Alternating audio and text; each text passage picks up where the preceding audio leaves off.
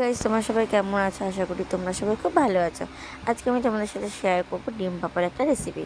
প্রথমে তোমরা ডিমটাকে সেদ্ধ করবে, সেদ্ধ করে নুন হলুদ মাখিয়ে ভেজে নেবে।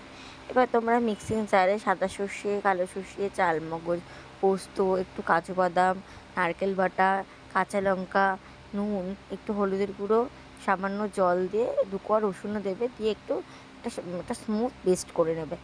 এবার তোমরা ডিম ভাজা একটা টিফিন বাটি নেবে, টিফিন বাটির মধ্যে ভাজা ডিমগুলো দেবে, দিয়ে ওই পেস্টটা দিয়ে দেবে। তারপরে একটুখানি বাটি ধোয়া জল দেবে। ওর উপরের থেকে আবার একটু নারকেল বাটা, সর্ষের তেল, একটু চিনি, একটু কাঁচা লঙ্কা চেরা দিয়ে ভালো করে একটু মিশিয়ে দেবে। মিশিয়ে ঢাকনাটা আটকে দেবে। এবার তোমরা কড়াইতে জল দেবে, জল দিয়ে জলটাকে যেই ফুটবে তখন ওই টিফিন বাটিটা জলের উপরে বসিয়ে দেবে। 10 থেকে 15 মিনিট ফোটাবে, ফুটিয়ে নামিয়ে দেবে। নামিয়ে দিলেই রেডি।